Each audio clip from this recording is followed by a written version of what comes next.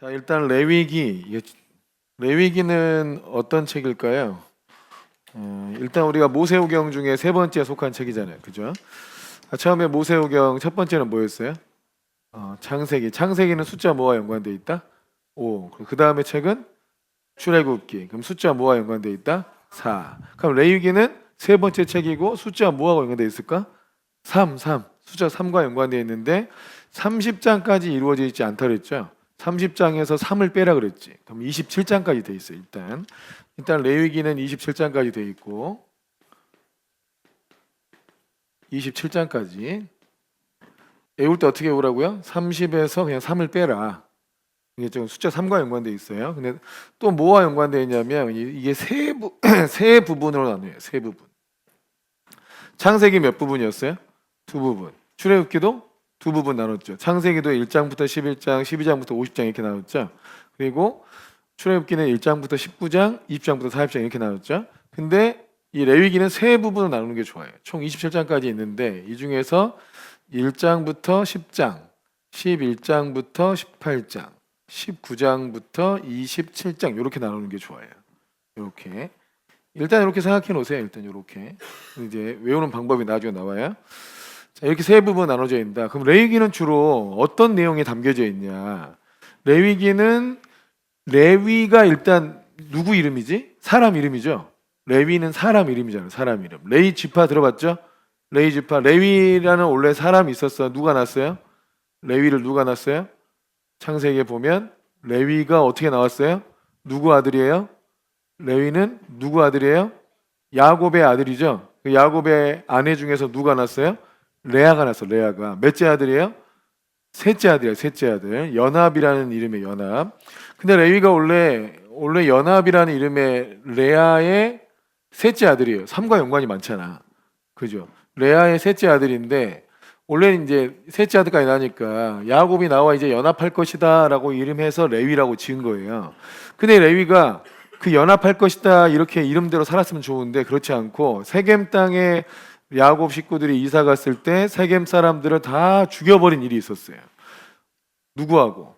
시므온하고 레위가 세겜 사람들을 다 할례 시켜놓고 다 죽여버렸어. 그러니까 야곱이 이제 더 이상 세겜에서 살 수 없게 됐어요. 그래서 이것들이 아주 그냥 칼과 이런 폭력으로 야곱의 입장을 굉장히 곤란하게 만들었다고. 그래서 야곱이 축복을 할 때 얘네들은 축복을 했어요, 안 했어요? 축복 안 하고 얘네들은 저주를 했단 말이에요. 그래서 실상 아버지한테 저주받은 아들이에요. 그러다 이제 출애굽기에 와서 32장에 어떤 일이 있었다 그랬지? 출애굽 32장에 세리 이것들 다 세립을 해야 되는데 32장에 금송아지 우상 숭배한 일이 있었죠. 금송아지 우상 숭배한 것을 실상 이 레위 지파였던 아론이 주동됐다보다는 그 백성들이 아론한테 이게 금송아지 만들자 한 거야. 그래가지고 이제 그 금송아지 우상 숭배를 했는데 그때 이제 모세가 시내산에 내려와가지고 이 십계명으로 막 깨면서 여호와 편에 설자를 불러. 이 금송아지 우상 숭배에 가담했던 사람들을 전부 다 죽여라. 그때 모세의 말을 듣고 모세 말에 순종한 사람들이 레위 지파예요. 이해되세요? 듣고 있죠? 그래서 레위 지파가 그 우상 숭배에 가담했던 사람들을 다 죽이면서 특별히 하나님의 성전을 돌보고 관리하는 자들로 따로 구분된 거예요. 구분됐어, 구분. 그래서 이 레위 지파는 따로 구분됐어. 하나님의 성막 제사를 돌보는 자들로 따로 구분됐다고. 이거를 성경적인 표현으로 따로 구분됐다. 이걸 성경적 표현으로 뭐라 그래요? 구별됐다. 이거를 거룩하다 이렇게 얘기해요. 거룩하다. 자, 거룩의 의미가 뭐라고요? 자, 거룩의 의미가 일단 뭐예요? 이거는 구분됐다, 구별됐다는 뜻이야. 이해돼요? 거룩하다, 따로 떼놨다. 그러니까 우리가 거룩한 백성이다. 이건 도덕적으로 완결하다 이런 뜻이 아니고 특별한 다른 목적을 해서 따로 구분됐다 이런 뜻이라고. 그러니까 이 레위 지파가 하나님의 제사와 예배를 위해서 완전히 따로 구별된 지파가 된 거예요. 이해되십니까? 이해돼요? 자, 이스라엘은 몇 지파예요? 12지파. 12지파에 레위 지파가 들어가 안 들어가? 자, 세보세요. 자, 처음에 르우벤, 시므온, 레위, 유다, 그리고 이사갈, 스불론, 갓, 아셀, 단, 납달리, 그리고 요셉, 베냐민. 이게 있잖아. 그럼 12명이잖아요. 요셉과 베냐민. 12인데 요셉 지파가 두 지파가 돼. 요셉의 두 아들 므낫세와 에브라임이 들어가. 그럼 13이잖아요. 이스라엘 13지파잖아. 그럼 이스라엘 12지파라고 할 때는 13지파가 12지파라고 할 때는 뭐가 빠져 있는 거예요? 레위가 빠져 있는 거예요. 이게 돼 있는 거라고. 레위 지파가 12지파에 들어가요, 안 들어가요? 안 들어가요. 12아들에는 들어가요. 근데 12지파에는 안 들어가요. 그래서 따로 구분됐다. 이해되죠? 이해되죠? 그러니까 12지파는 뭔가 정치적이고 뭐 행정적으로 나라를 이루어내는 어떤 구성이 됐지만 이 레위 지파는 하나님의 영적인 목적을 위해서 따로 구분됐다고. 이해되십니까? 자, 이게 됐어요. 또 하나님은 이 이스라엘 나라를 어떻게 만들려고 그래요? 그냥 일반적인 세상 나라처럼 만들어요? 세상 나라는 왕이 다스리잖아, 왕이. 그런데 이 하나님이 이스라엘 백성을 통해서 세우려고 하는 나라는 제사장의 나라예요. 제사장의 나라. 왕이 다 다스리는 나라가 아니고 신정국가예요. 신정국가. 신정국가 들어봤어요? 신정국가가 뭐지? 신이 다스리는 나라. 신을 섬기는 나라예요. 하나님이 다스리는 나라라고. 그래서 하나님이 주신 법으로 세상을 통치해. 그게 율법이라고 그랬죠? 하나님이 주신 법, 자기들이 만든 법이 아니라 하나님이 주신 법으로 세상을 통치하는 신정국가고 그리고 제사장의 나라예요. 그래서 이 나라의 가장 중요한 기능 중에 하나가 뭐겠어요? 제사를 지내는 거예요. 자, 우리나라는 신정국가예요? 법치국가지, 법치국. 법이 다스리지. 하나님이 다스리는 나라가 아니지, 이 나라는. 그냥 세상 이방 나라야, 우리나라는. 그런데 이스라엘 나라는 하나님의 제사장 나라라고. 하나님 앞에 예배드리고 하나님과 이 땅을 연결하는 중간 역할을 하는 그런 나라예요. 그래서 이 제사를 지내는 게 굉장히 중요해. 그래서 이 일을 위해서 따로 레위 지파를 구분해서 뺐다고. 그 레위 지파들이 주로 알아야 될 율법이 레위기예요. 알겠죠? 자, 레위 지파들이 주로 뭐 한다고요? 제사 지내, 제사 지내. 레위 지파가 주로 하는 일이 첫째가 제사를 지내. 그럼 제사 지내는 방법을 알아야 되잖아. 그럼 제사법이 있어야겠죠, 제사법. 그죠? 제사법이 있어야겠죠? 또 레위 지파들이 하는 일이 뭘까? 레위 지파들이 해야 되는 일이 뭐냐면 하나님과 이 세상 나라와 다르잖아요. 우리는 하나님 백성이잖아. 하나님 백성이고 하나님을 예배하고 하나님께 제사 지내는 백성이니까 특별히 하나님께 속한 모습을 갖춰라. 하나님 앞에 정결해라. 정결. 이 하나님이 정결하는 걸 되게 중요하게 여기거든요. 또 하나가 뭐냐면 이게 바로 거룩. 우리가 하나님께 구별된 백성인 것을 드러내라는 거예요. 그래서 이 세 가지를 주로 다룬 게 레위기라고요. 자, 제사법을 다루고 있고 정결법을 다루고 있고 거룩법, 다시 말해서 구별법, 세상과 구별된 구별법을 다루고 있다. 이해되십니까? 자, 레위기는 주로 숫자 뭐와 연관되어 있다? 3과 연관되어 있는데 실제로 야곱의 셋째 아들이기도 하고 그리고 30에서 3을 빼서 27장까지 있고 그리고 세 부분으로 나눌 수 있는데 그 세 부분이 주로 제사법, 정결법, 거룩법이다. 알겠죠? 자, 레위 지파는 주로 제사를 지내야 되니까 제사가 어떻게 이루어지는지를 알아야겠죠. 그리고 하나님이 정결하다고 여기는 게 뭔지를 알아야 되고 우리도 정결하게 살아야 돼요. 왜냐하면 이 정결이 무엇과 연관되어 있냐면 이게 복과 연관되어 있어요. 뭐라고요? 정결함이 하나님이 주시는 복과 연관되어 있다고. 그러니까 정결하면 복을 받고 부정하면 저주를 받아요. 그러니까 무엇이 정결하고 무엇이 부정한지, 무엇을 먹으면 정결하고 무엇을 먹으면 부정해지는지, 어떻게 되면 우리가 부정한 상태인지 어떻게 되면 정결한 상태인지를 알아야겠잖아요. 그래서 이걸 누가 가르쳐줘요? 레위 지파가 백성들을 가르쳐줘야 돼. 이 법을 잘 알아가지고. 이해되시죠? 이 정결법이 뭐와 연관되어 있다? 이게 복과 연관되어 있다.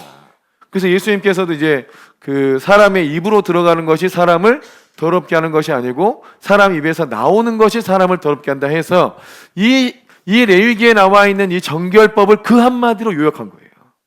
진짜 주님은 정말 대단해. 그 한마디로 요약한 거야. 사람의 입으로 사람은 정결하게 먹으려고 뭘 음식을 먹을 때 항상 손을 씻어야 한다. 이게 정결법에 들어가 있어요. 그런데 이 예수님의 제자들이 막 이렇게 손으로 비벼가지고 이삭을 막 이렇게 다 비벼서 만들고 손으로 먹고 이러니까 저 부정하다 이렇게 한 거야. 부정하다. 너희는 왜 이렇게 부정하게 사냐? 이랬더니 주님께서 야, 사람의 입으로 들어가는 것이 사람을 부정하게 하는 것이 아니고 사람의 입에서 나오는 게 사람을 부정하게 한다. 더럽힌다. 이렇게 말씀하신 거예요. 그럼 사람 마음에 있는 게 뭐예요? 입에 나오는 것은 다 사람 마음에 있는 것이 나오는데 그 마음에 악한 생각들, 그 악한 생각으로 내뱉는 말이 사람을 더럽게 하는 거다. 사람을 부정하게 하는 것이다. 아멘이십니까? 그래서 거기에 복이 달려 있다고요. 우리가 어떤 마음을 품고 있고 어떤 마음으로 말을 하냐, 이게 복이 달렸다고. 그러니까 험담이나 판단이나 이런 말을 하면 돼야 한대요. 이런 판단 많이 해가지고 복 받은 사람 봤어요? 판사? 판단을 많이 해가지고 복 받은 사람 봤어? 남을 흉을 많이 봐가지고 복 받은 사람 봤어요? 여러분, 자기가 욕을 먹더라도요, 남 흉 안 본 사람이 복 받아요. 욕을 먹는 사람은 자기가 나쁜 말 한 게 아니잖아요. 다른 사람이 부정하게 행했잖아요. 내가 욕을 먹는 건 내가 부정해지는 게 아니에요. 내가 욕을 하는 게 내가 부정해지는 거지. 그래서 욕을 먹는 건 문제가 안 돼요. 핍박을 받는 건 문제가 안 돼. 오히려 그건 복이 돼요. 내가 핍박을 하면 그게 부정해져서 저주가 돼요. 아멘이십니까? 그러니까 이게 주님이 딱 정리한 정결법이에요. 근데 이제 구약에서 먼저 이렇게 나와 있다는 거. 그리고 거룩법은 세상 백성과 세상의 일반 이방 백성들, 하나님 믿지 않는 백성들과 하나님 믿는 백성들이 어떻게 살아가는 거냐, 뭐가 다르냐, 이걸 설명한 게 이제 거룩법입니다. 레위기는 주로 이렇게 세 가지가 기록되어 있다. 자, 우리 효정이가 한번 정리해 볼까? 자, 레위기는 주로 세 부분을 얘기했는데 첫 번째는 뭐야? 첫 번째 뭐야? 제사법, 그리고 정결, 그리고 거룩법. 좋아. 박수. 이 세 가지 내용이 주로 기록되어 있다는 거. 그래서 먼저 제사법을 한번 살펴봐야 되겠죠? 자, 앞에 혹시 읽어보셨어요? 레위기 제사법? 안 읽고 오시는 거죠, 지금? 그죠? 여러분, 하나도 이해 안 될 텐데. 듣고 나서 한번 복습은 하세요? 진짜 하세요? 여러분 실제로 읽지 않으면 아무 도움이 안 돼요, 이거는. 이걸 듣고 읽으셔야 돼. 왜냐하면 이게 굉장히 많은 내용을 짧게 얘기하는 거잖아요. 근데 전체 윤곽을 잡아주는 거니까 듣고 나서 자기가 구체적으로 확인해 봐야 돼요. 그래야 질문도 생겨요. 이렇게 해야 자기한테 이번 할 때 한번 성경에 한번 뚫어지는 거예요. 이것만 들어갖고는 그런갑다 하고 넘어가요. 소용이 없어요. 그러니까 집중하고 있을 때 한번 하세요. 자, 레위기 앞에 1장부터 10장까지는 1장부터 7장까지예요. 제사법은. 자, 요건 근데 굉장히 좀 정리하기 어려워. 자, 잘 보세요. 1번 이제 이걸 간단하게 외우는 방법은 옛날에 화장실을 뭐라 불렀죠? 변소. 변소에서 화재가 났다. 뭐라고요? 변소에서 화재가 났다. 번소 화재건 이렇게 외우세요. 자, 원래 변소인데 번소 화재건 이 5가지가 써 있어요. 7장에 걸쳐서. 변이 아닙니다. 번제, 소제, 화목제, 속죄제, 속건제 이렇게 되어 있는 거예요. 이 5가지의 제사가 1장부터 7장까지 기록되어 있어요. 자, 번제, 소제, 화목제, 속죄제, 속건제 이렇게 있는 건데 이렇게 소개가 되어 있긴 한데 이게 전부 다 소개한 게 아니고 어떤 통일성이 있게 소개한 게 아니어서 이게 어려워요. 자, 일단 제사를 한번 생각해 봐요. 제사를 지낸다고 할 때 제사를 지내는 목적이 있겠죠. 일단 목적이 있잖아요. 우리 예배 때도 목적이 많잖아요. 일단 뭐 감사 예배도 드리고 뭐 같은 뭐 있잖아요. 제사에 일단 목적이 있어요. 제사의 목적에 따라 구분할 수 있어요. 첫째가 목적이 뭐가 있냐면 헌신하고자 할 때 하나님께 나 자신을 막 드리고 싶은 거예요. 내 인생을 막 드리고 싶어. 내 자신을 드리고 싶고 우리 집안을 막 드리고 싶어. 그때 드리는 게 뭐냐면 번제예요. 뭐라고요? 번제. 번제예요. 나를 언제 불로 다 태워드려요. 이게 이제 번제라 부르는 거고 또 하나가 하나님과 그냥 교제하고 싶고 감사드리고 싶고 서운했을 때 감사드리고 싶고 자기에게 주신 은혜에 대해서 감사하고 싶어. 그때는 감사제를 드리는데 그게 화목제예요. 그러니까 주님과 이제 이 화목, 교제와 회복을 위해서 드리는 제사가 화목제예요. 세 번째는 죄를 속하기 위해서 드리는 제사가 속죄제예요. 속죄제. 그러니까 내가 무슨 죄를 지어서 하나님 앞에 온 백성이 죄를 지었을 때도 속죄제를 드리고, 또 지도자 제사장이 죄를 범했을 때도 속죄제를 드리고, 또 백성 중에 족장이 죄를 지어도 속죄제를 드리고, 그냥 일반 평민이 죄를 지었을 때 이걸 속죄 받으려고 할 때도 속죄제를 따로 드려요. 그래서 제사의 목적에 따라. 그리고 속건제가 있어. 속건제. 이건 뭐냐면 여호와의 성물을 자기가 부지 중에 모르고 건드렸어. 그러면 성물을 깨뜨렸잖아요. 그럼 성전에 있는 걸 뭘 깨뜨렸어? 그럼 갚아야 되잖아요. 그죠? 그 갚으려고 할 때 속건제를 드려요. 그때뿐만 아니라 또 자기 남의 물건을 훔쳤어. 훔쳤을 때도 갚아줘야 되잖아요. 갚을 때 그 사람한테 물건만 갚으면 되는 게 아니고 하나님 앞에도 내가 잘못한 훔쳤던 거 이런 것들을 회개합니다 하면서 드리는 제사가 속건제예요. 그러니까 내가 남의 물건을 훔치면 거기에 대해서 20% 플러스해서 가산해서 갚아야 돼요. 그리고 또 하나님 앞에도 내가 죄를 범했으니까 남의 거 훔치고 그랬으니까 이거에 대해서 회개합니다 하고 또 속건제를 드려요. 그럼 남의 거 훔치고 싶겠어요? 나가는 돈이 너무 많아. 갚으려고 걸리면 훔친 것도 다 갚아줘야 돼. 우리나라는 훔친 거 걸리면 다 갚아줍니까? 누군가가 내 차를 훔쳐가가지고 다 망가뜨렸어요? 그러면 그 차값을 나한테 다 갚아주나요? 안 그러죠. 그 사람 벌만 내리죠. 이러니까 자꾸 훔치는 거예요. 내가 막 차를 훔쳐가지고 걸렸어. 그러면 그 차를 갚아줘야 돼. 거기다 플러스 20% 해가지고. 그러니까 중고 그런 그랜저를 훔쳤어. 제가 아무튼 뭐 권사님 그랜저를 내가 훔쳤어. 그거 때려 박아가지고 이게 차를 망가뜨렸어. 그러면 새 차로 사줘야 돼. 20% 플러스 가산이 되니까. 그러면 뺏길만 하겠잖아요. 훔쳐가라 이것들아. 걸리면 너는 새 걸로 갖다 줘. 막 이렇게 할 수 그걸로 끝나는 게 아니야. 그리고 하나님 앞에 내가 이거 훔치다 걸렸으니까 죄가 발각됐잖아요. 이 죄를 갚아내기 위해서 또 하나님 앞에 또 제사를 지내. 그럴 때 또 뭐 자기 재산에 맞게 양이나 염소나 또 갖다 바치는 거예요. 우리나라가 지금 한우가 얼마예요? 한 마리에 1,000,000원입니다. 한우 한 마리에 1,000,000원이에요. 그걸 제사로 지낸다고요. 양이나 염소는 얼마예요? 우리나라에서 양 얼마입니까? 양이나 염소 한 30마리, 30만 원 합니까? 더 합니까? 양 한 마리 한 30만 원 하죠.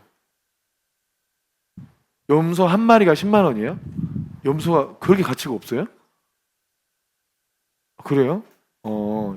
몽골은 양 한 마리가 옛날에 5만 원이었어요. 그 큰 양 한 마리가. 그럼 양이 원체 많으니까 뭐 그렇다 하더라도. 그러니까 이게 하나님 앞에서 자기의 재물을 깨서 이렇게 드리는 거예요. 여러분 우리가 이렇게 남의 거 잘못했을 때요. 이건 11조도 그러거든요. 11조도 하나님의 것이잖아요.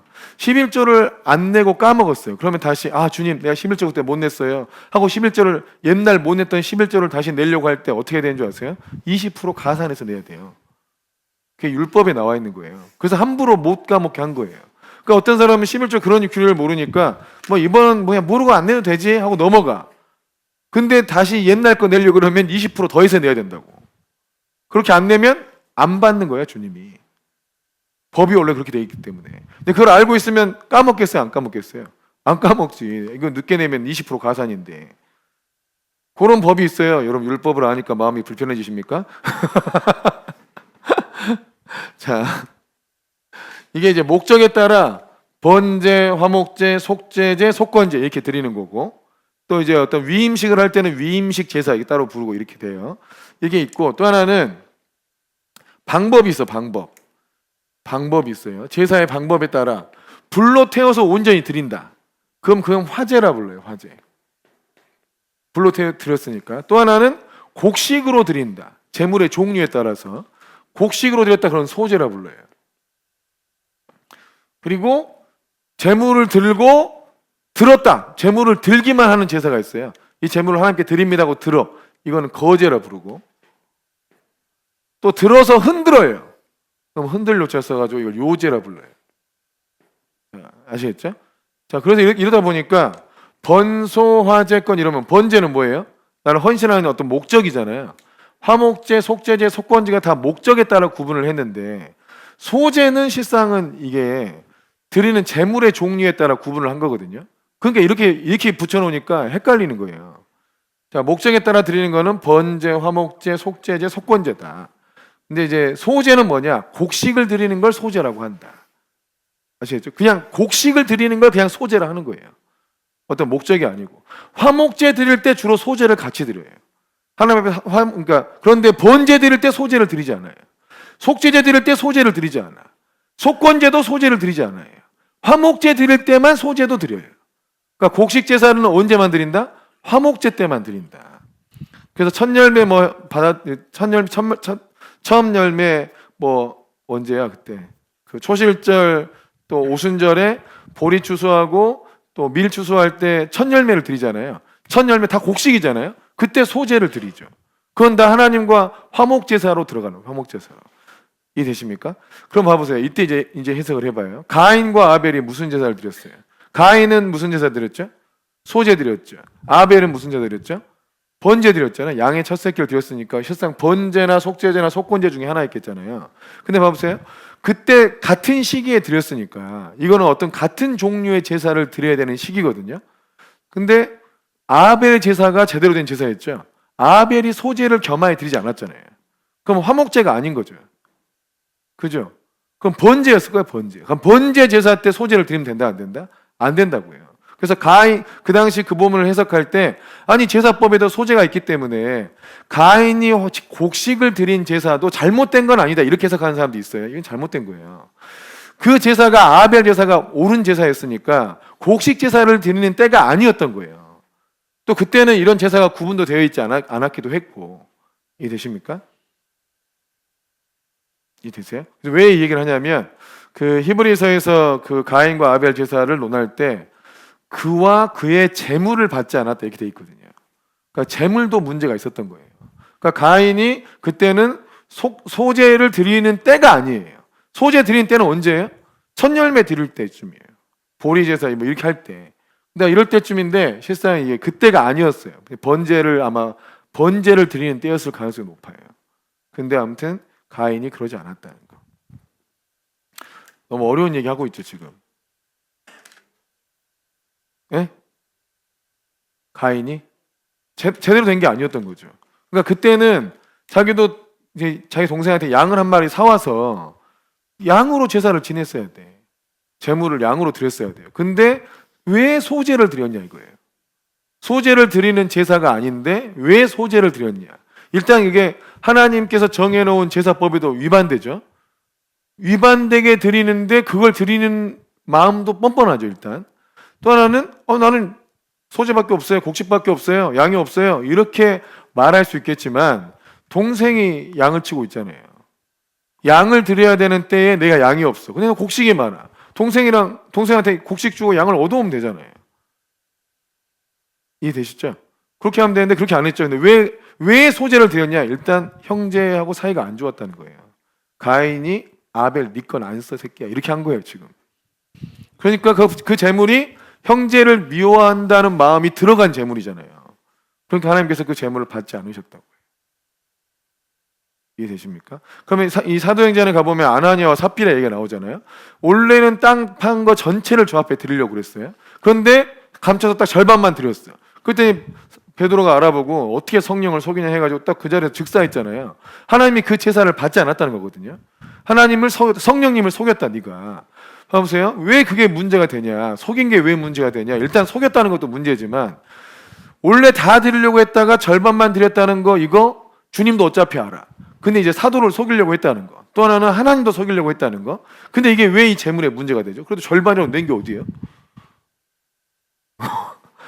절반이라고 낸 게 어디야? 그잖아요.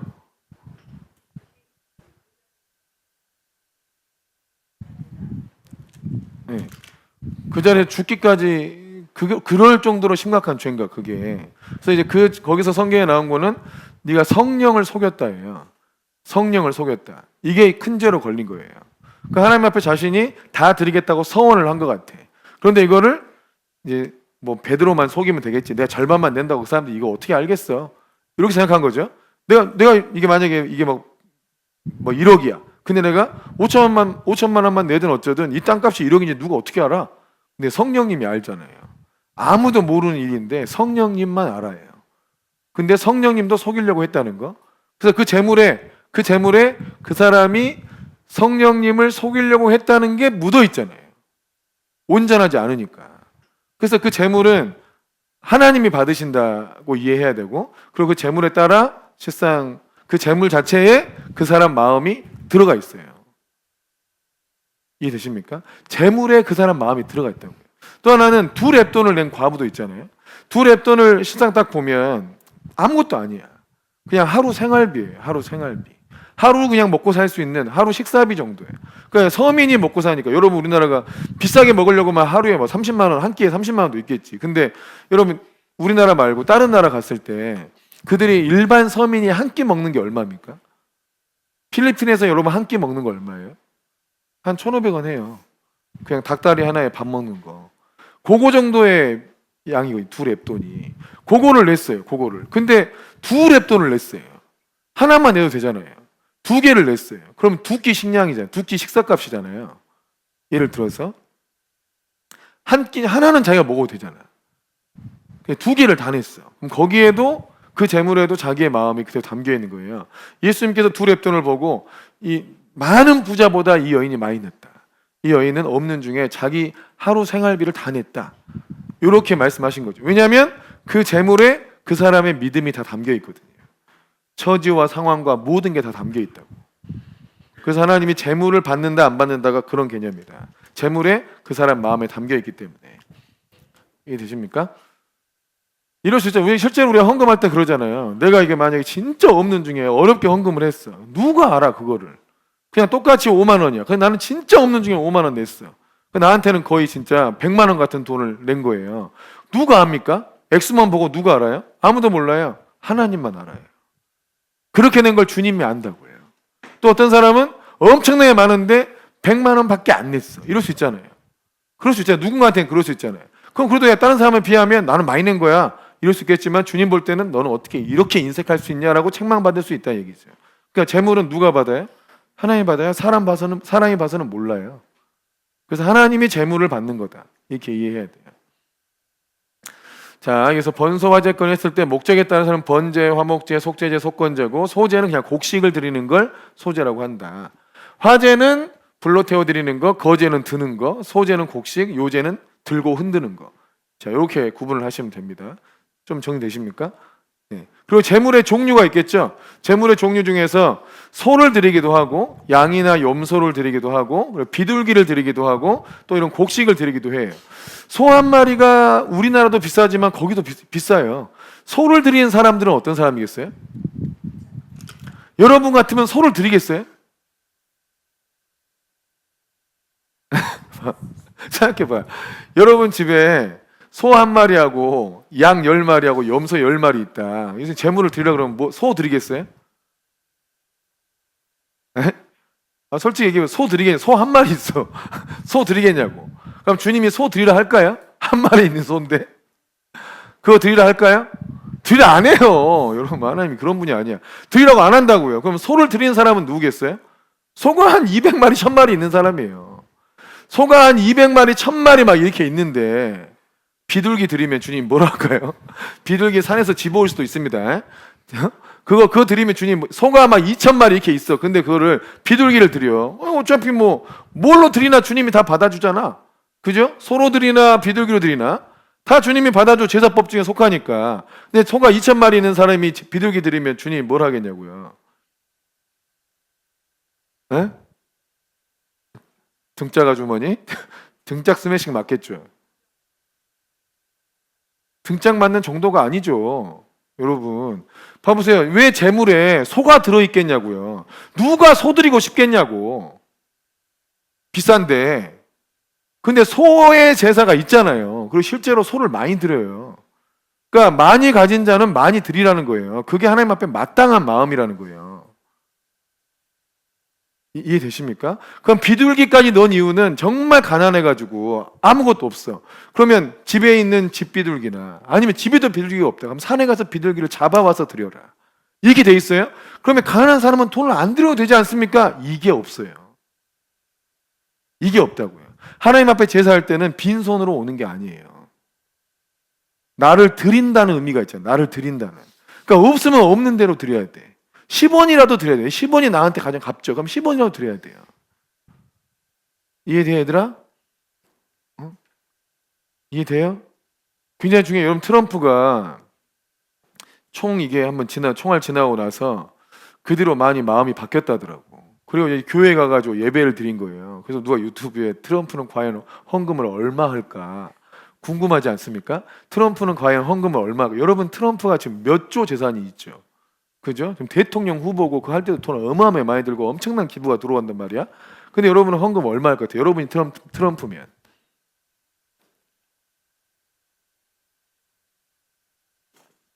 여러분이, 야, 종현이가 트럼프다. 너 얼마 할 거 아니야, 헌금을?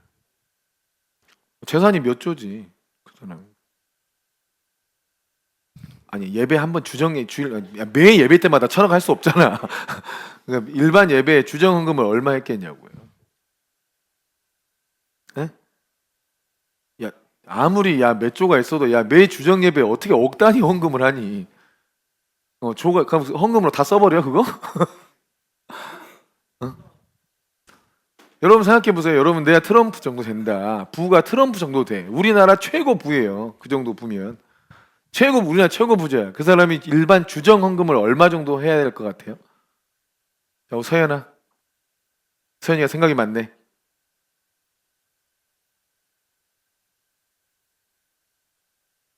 매일 조식 들어오냐고, 돈이? 아니, 그런 사람은 지구상에 없어.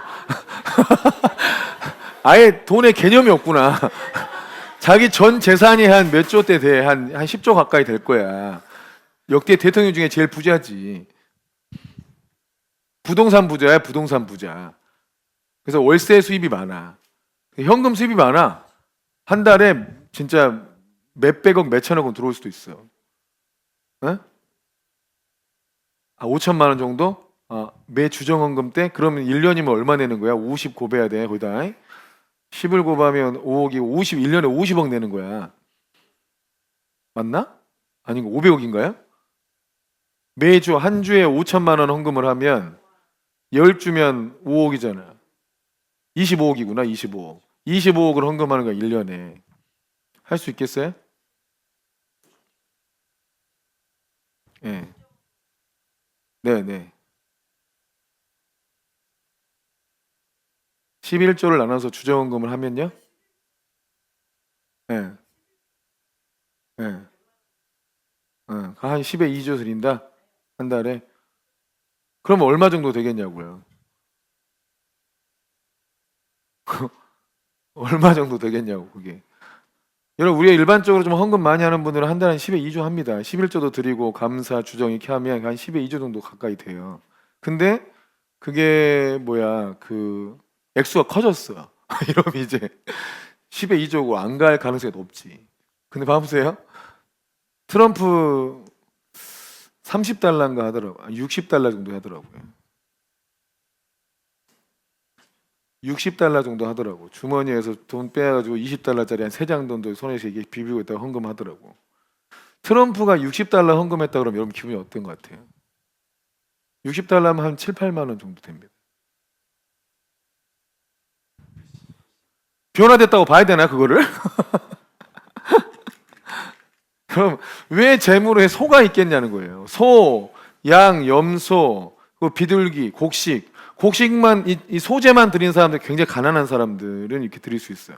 그래도 번제를 드릴 때는, 하나님께 나를 드린다 해서 번제를 드릴 때도 자주 드린 제사가 아니에요. 번제가 1년에 한두 번 하는 거예요. 그러니까 이때는 부자들이 소 한 마리 드릴 수 있는 거잖아요. 자기가 부자인데 주 앞에 내 인생을 온전히 헌신한다 그러면서 자기가 소가 1,000마리인데 비둘기 새끼 하나 드립니까? 그게 헌신한다는 뜻이게 되겠어요, 이게? 그 말이 안 되잖아요. 이거 하나님 우롱하는 짓이지, 그거는. 그러니까 재물이 왜 소가 들어가냐를 기억해야 돼요. 많이 가진 자는 많이 드리는 거예요. 그게 당연한 심리예요, 여러분. 당연한 심리라고, 사람 마음에. 그래요, 안 그래요? 자기가 만약에 1,000억이 있어. 아버지 생일 때 일반 사람 똑같이 20만 원, 30만 원 드립니까? 1,000억 있는 부자가 20만 원, 30만 원 드리면 아버지가 그걸 받고 아이고 돈도 없는 게 뭐 이런 걸 주냐고 이렇게 반응합니까? 이 새끼야 죽을라고 내 20억 내라 이 새끼야 이렇게 안 하겠어요? 여러분, 이번에 얼마 또 누구야 손흥민 아버지한테 뭐 우리 애한테 막 구타했네 뭐 욕을 했네 이래가지고 그 정신 나간 부모가 돈 뽑아내려고 몇 억을 요구했죠. 그거 했다고. 왜요? 손흥민의 위상에 비하면 난 그 정도 받아야 된다. 그 말이 되는 논리야 그 논리가. 그 말이 안 되는 논리지만 사람이 일반적으로 생각한다. 그게 말도 안 되는 논리야. 자기한테 욕했어? 가난한 사람이 욕하면 10만 원 받고 부자가 욕하면 100만 원, 5억 받습니까? 그 사람 논리가 그러잖아요. 사람의 기본 논리가 그렇게 있다는 거예요. 웃기잖아요 그게 아주. 근데 기본적으로 사람 심리가 하나님 앞에 드릴 때, 그럼 자기가 들을 때는 그렇게 드리나? 어이가 없어요 아주. 여러분 하나님께 헌금하고 주님의 자기 재물을 다루는 이거에 따라요. 그 사람 마음의 중심이 다 드러나요.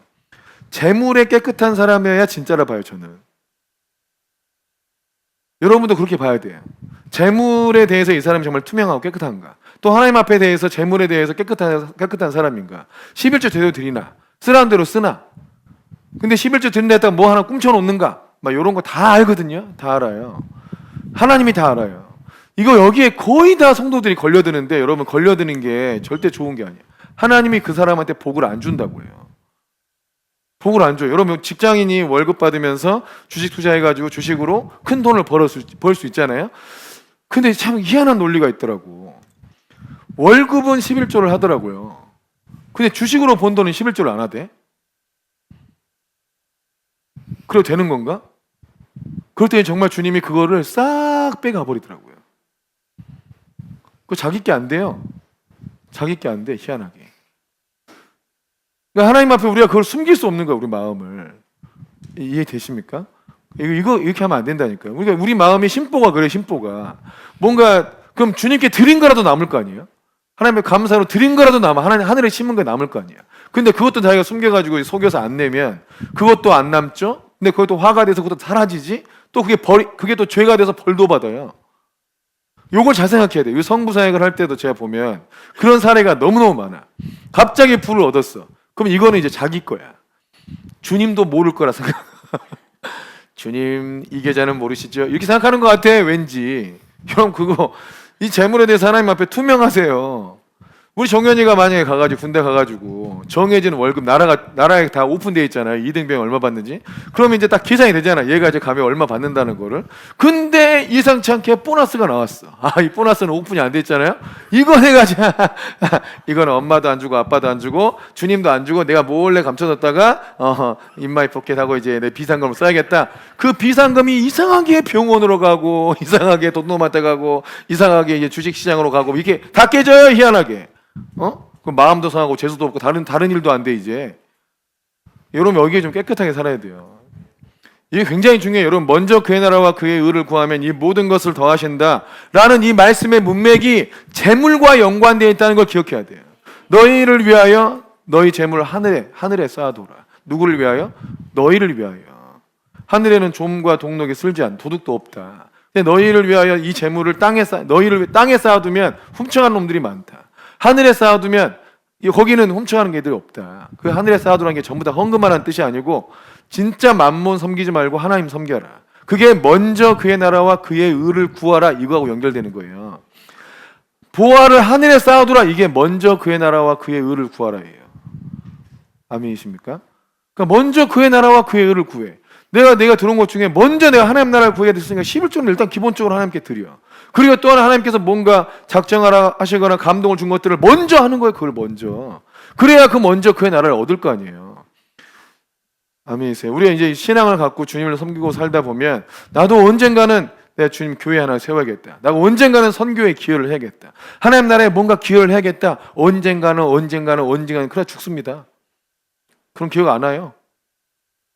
먼저 하는 거예요. 먼저 그의 나라와 그의 의를 구해야 내가 정말 하나님 나라의 뜻이 있다는 걸 알게 되는 거예요. 하나님도 그걸 아는 거고. 아멘이세요. 우리 젊었을 때 잘 잡아야 돼. 젊었을 때 목사님 결혼해가지고 처음에 들어온 이제 양가 부모님이 2천만 원씩 도와줘서 신혼 살림을 차렸어요. 그럼 2천만 원씩 도움을 받았으니까 이 11조를 드릴 거예요. 11조를. 그러니까 결혼 생활하면서 처음 시작하자마자 이 재정을 전부 다 주님께 다 완전히 주님께 맡기고 싶더라고. 그러니까 주님께서 공급하신 대로 살고 주님이 필요를 다 채워주시기를 원하는 마음으로 완전히 내 이걸 처음부터 주님께 완전히 다 맡기는 삶을 살아야겠다 해서 11조를 400만 원 드리려고 했어요.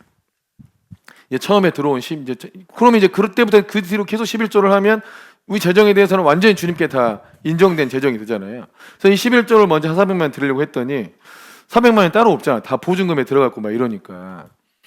그래서 아내의 퇴직금을 내가 이걸로 이렇게 우리 재산의 11조를 드리자 했더니 아내가 네 돈으로 하라고 하더라고. 아, 그게 네 돈 내 돈이 있구나. 근데 당신이 퇴직해서 받은 돈은 내 돈이 아니구나. 그러니까 여기 그게 한 400만 원 됐을 거야. 이게 몇 년 안 했으니까. 그게 한 400, 이거 드리면 좋겠다고 했더니 네 돈으로 드려라. 이거 내 돈이니까. 이렇게 처음이 됐어, 이게. 그래서 침대에 금 굽고, 이제 넘어오지 마라. 책상 금 굽고 넘어오지 마라. 막 이런 갈등의 시간을 보냈죠. 이런 갈등의 시간을. 뭐 결국 냈어요. 결국 냈어. 뭐 그거밖에 없는데 어떻게 해. 결국 냈어. 막 이렇게 하면서 주님께 온전히 우리 재정을 다 주께 맡긴다. 이렇게 하고 살아온 거예요. 그랬더니 마음에 가난의 영이 없어요. 예? 뭐가 부족하다 어쩌다 우린 가난하다 이런 생각이 없어요. 필요할 때마다 주님이 다 공급해 주는 걸 늘 경험하고 사니까. 아멘이십니까? 그러니까 이게 제사인데 제사가 이게 양, 소, 염소니까 우리로 따지면 실상 헌금과 연관되는 거거든요. 이 재물 목적에 따라 달라요. 목적에 따라 날 주께 드리겠다 하는 목적. 죄를 짓고 나서 여러분 헌금해 보셨어요? 여러분 죄 짓고 헌금해 본 적 없죠? 속죄죄가 있다니까요.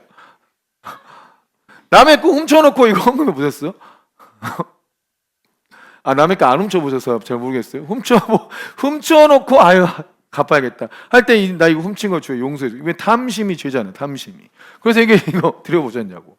11조 까먹고 20% 가산금 내봤어요? 가산 추징금 안 내봤죠. 여러분 11조 까먹으면 그 다음 달에 가산금부터요. 이렇게 하는 거예요. 헌금을. 그러니까 주 앞에 이거를 온전히 깨끗하게 해보라고. 내가 진짜 주님의 말씀대로 온전히 해봐야겠다. 왜냐하면 이게 교육이야. 교육. 11조 안 내면 가산금 묻는다. 이거 교육이에요. 이런 얘기 왜 많이 하겠어? 실제로 11조 안 내는 목사님들 다 보세요. 그들 삶이 어떤지. 돈이 있을 수 있는데 그 돈 쓰고도 못 살고요. 또 하나는 돈이 자꾸 빠져나가 딴 데로. 허망하게 빠져나간 일들이 많아요. 11조를 드려봐요. 주 앞에. 그럼 주님이 내 삶을 책임진다는 뜻이니까. 또 주 앞에 드리는 거를 즐겨 드리는 자를 주님이 사랑한다고 돼 있어요. 여러분 이런 얘기가 하나님이 복을 안 줄 거면 하면 안 되잖아요. 성경에 써놓으면 안 돼. 나는 즐겨내는 자를 사랑해. 완전 돈 좋아하는 하나님 아니야? 완전 돈 좋아하는 하나님이잖아. 즐겨내는 자를 나는 사랑한다. 이런 얘기를 그러면 성경에 이거 시험들 같으면 안 써놔야 되잖아요. 그죠? 즐겨낸다는 게 자주 드린다는 뜻보다는 기쁘게 감사함으로, 그러니까 기쁜 마음으로 드린 걸 사랑한다 이거예요. 부모 마음을 생각해봐요. 부모 마음을. 여러분 부모님들이 자녀들한테 얘기하세요. 나는 기쁘게 나한테 용돈 주는 자녀를 더 사랑한다. 이상합니까? 그러면 자녀들이 부모님 용돈 드릴 때 진짜 정말 주기 싫어 죽겠는데 진짜 억지로 진짜 1,000원 딱 줬어. 니나 써라 이 새끼야 이러지 않겠어요? 근데 누가 가지고 500원 갖고 가지고 아빠 500원 받으세요 제 용돈 이렇게 하면 500원 받고 너무 기쁠 거 아니에요. 예? 즐겨내는 자를 사랑한다 이게 이상한 말입니까? 자녀들한테 교육할 때 이상합니까? 내 자녀들한테 야 아빠는 즐겨내는 자녀들을 사랑해. 내가 500원 받고 500원 다시 돌려주고 뭐 500원 받고 이게 아닌데 훨씬 얘한테 많은 걸 줄 거야. 그러지 않겠어요? 당연한 얘기죠. 근데 자녀들이 그걸 몰라. 우리 아버지는 즐겨내든지 억지로 내든지 똑같더라고. 그럼 뭐 안 줘도 되고 똑같아. 근데 자기 마음이 진짜 안 그런 거야. 안 주는 애들은 나도 안 주고 싶어. 억지로 온 애들은 나도 안 주고 싶어. 근데 즐겨내는 자한테는 내가 막 더 해주고 싶어. 그러겠죠? 이게 자기 본심이야. 아버지의 본심. 근데 아버지가 그 얘기를 안 해줘 자녀들한테. 그럼 어떻게 돼요? 자녀를 잘못 교육시킨 거죠. 그 자녀도 복을 못 받는 거고. 그 얘기 있잖아요. 엄마 시어머니 며느리가 와가지고 어머니 뭐 좋아하세요? 이게 생선 머리만 좋아한다고 자꾸 이러니까 너희가 난 생선 머리면 된다. 생선 머리면 된다 이렇게 하니까 나중에 시어머니 소풍 가실 때 제가 어머니 좋아하는 걸로 진짜 풍성하게 싸놨어요 하고 다 친구들 모여가지고 도시락 까보니까 생선 머리만 20개 이렇게 있는 거. 네? 잘못 가르치니까 진짜 엄마가 생선 머리만 좋아하는 줄 알고 그렇게 가르치면 돼요 안 돼요? 안 돼요. 하나님은 그렇게 안 가르친 거예요. 나는 즐겨내는 자를 사랑한다고 가르친 거예요. 많이 심은 자는 조금 심으면 조금 거두고 많이 심은 자는 많이 거둔다 하고 그냥 대놓고 정말 너희가 복 받으라고 가르친 거야. 하나님 마음이 이렇다고. 아멘이십니까? 내가 소를 제물로 드릴 수 있는데 비둘기 드리면 주님이 즐겨 받으시나요? 그렇지 않다니까요. 또 소도 소 중에서 여러 가지가 있어. 한 100마리 소가 있는데 그 중에 하나는 눈이 멀었어. 하나는 달을 절어. 하나는 소화불량 가지고 방구를 너무 많이 껴. 그래가지고 있는 게 불편한 거야. 내가 키우기가 불편해. 키우기 짜증나. 그래가지고 주 앞에 제물 드릴 때 눈 먼 거 드리고 다리 전 거 드리고 소화불량이네 드렸어. 그럼 기쁩니까? 주님이 모르겠지. 뭐 죽여놓으면 다 똑같으니까. 에? 죽여놓으면 똑같잖아요. 목 베버리고 피 빼면 뭐 눈이 멀든 어차피 죽을 건데. 그잖아요. 어차피 재물 죽을 건데 병든 거 드리든 눈 먼 거 드리든 무슨 상관이냐고. 그래요? 주님이 그렇게 받습니까? 그렇지 않아요. 제일 좋은 거 주께 드리는 거예요. 제일 좋은 거. 그러니까 하나님은 즐겨내는 자를 사랑해서 복을 주기를 기뻐한다는 걸 믿으세요? 억지로 내세요? 즐겨내세요? 그러면 즐겨내는 자들은 하나님이 나를 즐겨내는 자에게 복 주시고 좋아한다는 걸 믿으니까 즐겨내요. 억지로 내는 자들은 즐겨내는 사람을 하나님께서 복 준다는 걸 안 믿기 때문이에요. 정말이에요. 마음을 잘 살펴보라고요. 아까운데 어쩔 수 없이 내. 다른 사람도 내야 되고 내야 되니까 내. 이거 하고 정말 즐겨낸 주님께 드리기를 좋아해. 막 하나님께 드리기를 좋아해. 이런 사람하고 주님께서 누구한테 복을 더 준다고 돼 있다고요? 즐겨내는 자를 사랑한다고 돼 있다고 성경은. 하나님이 자기 마음을 대놓고 연 거라니까요. 이해되십니까? 근데 오늘날 현대사회에 살면서 많은 믿는 분들이 헌금 얘기하면 되게 싫어하는 경향이 있어요. 근데 성경이 그렇게 써 있지 않다고요. 성경에 써 있는 얘기를 하는 거예요.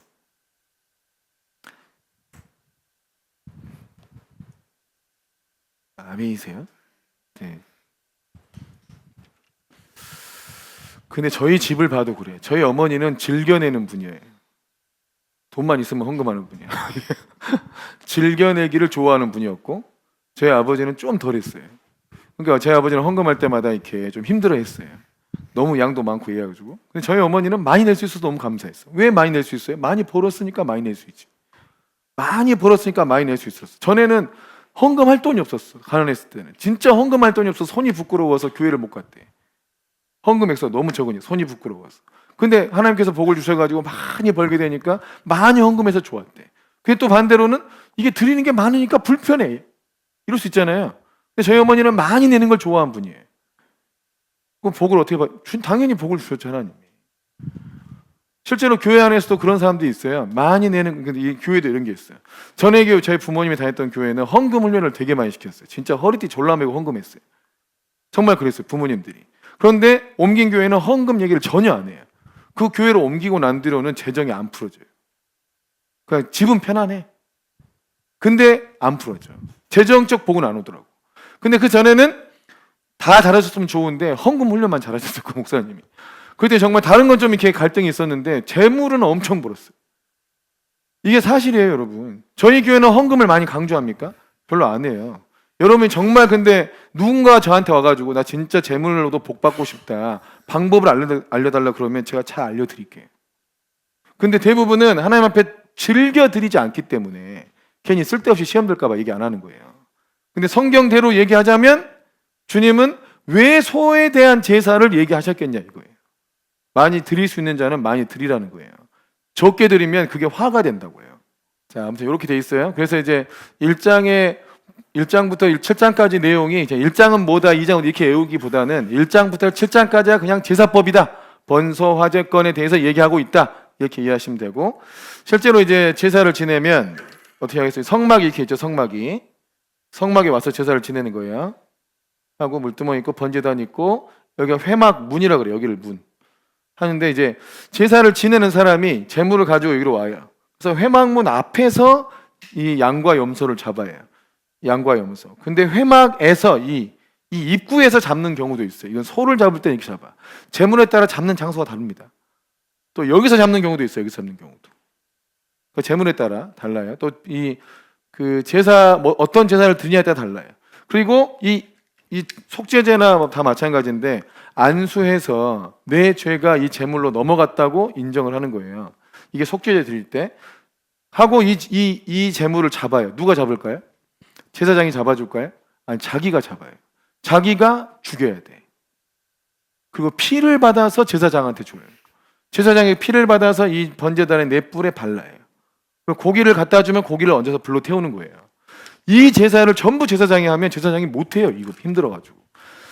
그 제물을 가져온 사람이 그 제물을 죽여. 내 죄가 이 제물한테 넘어갔다고 인정하고 제물을 죽인다고.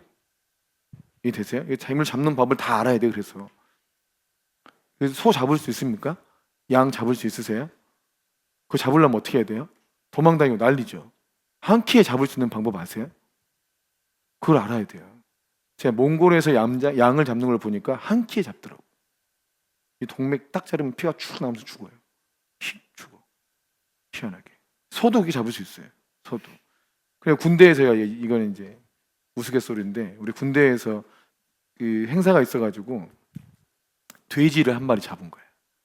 부대에 행사를 한 거, 돼지 한 마리 잡아가지고. 그래서 우리 소대에 그 말년 병장한테 이 돼지 좀 잡으라고 생 돼지를 그 말년 병장한테 주면서 돼지를 죽여라, 이거 돼지를 죽이라고 하고 그 식기 세척하는 그 창고에다가 돼지를 묶어놨다는 거예요. 그건 저는 그때 보초를 서고 있었어요. 근데 그 병장이 아침부터 투정투를 내는 거야. 아, 행복원이 나한테 돼지 잡으라면 내가 자기가 전라도 출신, 시골 출신이거든요. 그 병장이 자기는 시골 출신이니까 행복원이 볼 때 너 돼지 잡을 줄 알지? 하고 준 거야. 그러니까 자기는 시골에서 귀하게 컸대. 닭 모가지도 비틀어 본 적도 없대. 자, 그러니까 대부분 사람들이 시골에 이제 시골에 살면 다 고기 잡는 줄 알고 다 돼지 잡는 줄 알잖아요. 근데 안 그러잖아, 별로. 그러니까 그렇게 해가지고 그 시골 출신이니까 그 고참한테 잡으라 준 거예요. 그러면서 이 잡는 방법이 있어. 근데 그걸 몰라, 이 고참이. 그래가지고 햄머를 들고 갔어. 햄머를 들고. 이거 잘 잡아야 되는데 안 그러면 얘가 바로 안 죽으면 근육이 경직돼가지고 고기가 맛없어지잖아요. 한 번에 잡아야 되는데. 나는 보초 서고 있는데 진짜 전 부대에 갑자기 돼지 울음소리 한 소리가 진짜 전 부대 우와 짱짱 울려. 드디어 잡는구나 했는데 보초 끝나고 내려오는데도 지금도 잡고 있더라고. 햄머로 하나 내리쳤대, 머리를. 그래서 머리가 깨졌어. 근데 돼지가 딱 기절했는데 기절한 거야. 죽은 게 아니고 다시 살아나 버린 거예요. 이제 아프잖아. 그래서 돼지가 뛰고 난린 거야. 으아! 뛰어나니까 그 다음부터 못 들어가, 이제 무서워가지고. 보초 서는 내내 돼지 잡고 있었어요. 근데 봐봐, 이 제사 지내려면 요거 잡는 법도 알아야 돼요. 동맥만 딱 끊으면 돼, 이거 칼로. 아무튼 이 얘기를 하다가 이게 1시간이 지나버렸네. 10장까지만 하시죠. 8장, 9장, 10장. 8장, 9장, 10장은 이제 자 여기서 중요한 이제 의식이 하나 생기는데 제사법이 나왔잖아요. 그리고 8장, 9장, 10장에서는 자 처음에 이제 모세한테 영적 지도력 그리고 정치적 지도력이 다 있었어요. 혼자 다 있어. 근데 이제 나라가 이제 세워지잖아요. 그럼 이제 왕이라는 정치적인 지도자가 세워지겠죠. 근데 이거는 나중에 이제 사울왕 때 처음 시작되는 거고, 이제 모세라는 지도자가 있고, 이제 종교적인 지도력, 영적 지도력을 아론한테 넘기는 거예요. 그러니까 이게 제사장이라는 직분이 생기는 거예요. 제사장 직분이. 왜냐하면 제사 제도를 체계적으로 세운 나라를 세워야 되니까 제사장이라는 직분이 생기는데 그 직을 아론한테 넘기는 거예요. 모세가 다 하던 걸. 모세가 제사를 다 지냈어, 그 전에는. 근데 이제는 그 제사를 누구한테 넘겨요? 아론한테 넘겨요. 아론과 그 아들들이 제사장이 되는 거예요. 그리고 레위 지파가 이 모세나 아론도 다 레위 지파입니다. 다 레위 지파인데 이 레위 지파가 이들만 있는 게 아니잖아요. 이 아론의 아들들을 제외한 다른 레위 지파, 그 고핫, 게르손, 무라리, 이 레위의 세 아들이 있어요. 1, 2, 3. 고핫, 게르손, 무라리 이렇게 세 있는 그 아래 또 자녀들이 있겠잖아요. 이들이 이 제사장을 섬기는 방향으로 가는 거예요. 고핫, 레위 지파 중에서도 고핫, 게르손, 무라리 이 세 아들들의 흐름이 있는데 이들은 제사장의 지도를 받는 거예요. 이해되십니까? 그때 이 아론의 아들들이 4명이 있었어요. 4명. 4명을 혹시 아세요? 엘리에셀 맞나? 이다말, 나답, 아비후 이렇게 있어요. 이 4명이 있었는데 그 중에 이 첫째 8장에서는 모세가 아론을 정결하게 하고 아론의 아들들도 정결하게 해서 주님께 올려드리고, 그 다음에는 아론이 직접 그 아들들과 함께 자기 속죄제사 드리고 자기 번제를 드리고 하나님과 화목제를 드려요. 그러고 나서 또 아들들, 이제 10장에서 일어난 일이에요. 10장. 이 10장에서 자 8장은 모세가 아론과 아들들을 주 앞에 올려드리는 제사를 하고, 9장에서는 이제 아론이 제사를 집행하는 거예요. 아론이 그 아들들과 함께 속죄제, 번제, 화목제를 드린 거고, 그리고 10장에 넘어가면 이 아들들이 하나님이 명하지 않은 다른 불로 제사를 드리다가 즉사하는 사건이 발생해요. 그 죽은 아들이 누구예요?